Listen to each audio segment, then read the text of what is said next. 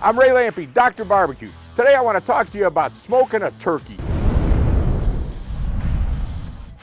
Real simple. Don't make a big project out of it because sometimes you don't have to. Let's talk about this turkey. Now this is a nice small turkey if you're having a small party at Thanksgiving. All these same rules apply to a great big one though too. Most frozen turkeys from the supermarket come with a solution added to them that's just like brining. What that does is makes it for a nice juicy turkey. Even if you overcook it a hair, it's still gonna stay nice and juicy. It tenderizes it and it makes it taste good.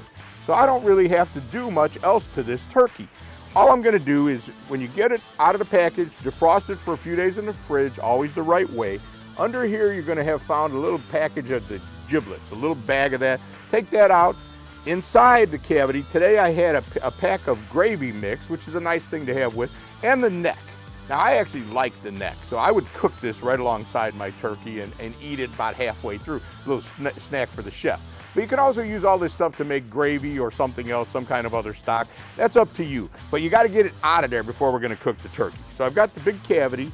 A couple other things we gotta talk about is these legs. So now this turkey, the legs are tied, they're just tied together with skin. They did a cool thing here where they brought it together and you can see these are tied together. The other things we're gonna do, we're gonna tuck the wings underneath.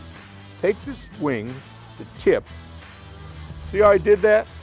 You just tuck it underneath, just like that.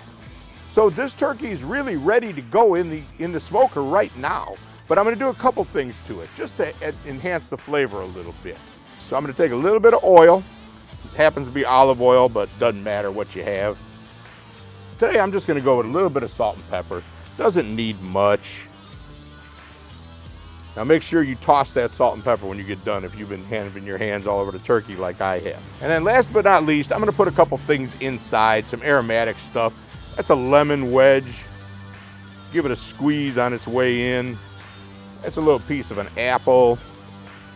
A little bit of rosemary.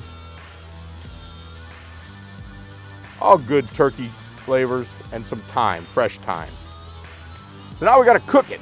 Well, I've got my grill set up indirect at 325. I like to cook them on the grill or smoker just at the same temp as I would in the oven. To me, 325 is the right temp.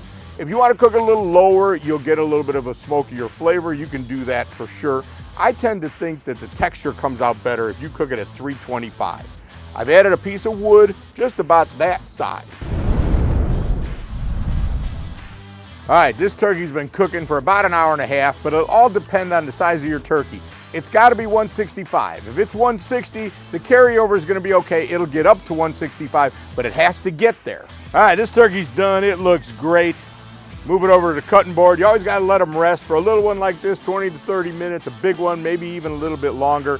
But it's that simple to smoke a turkey at home. Do it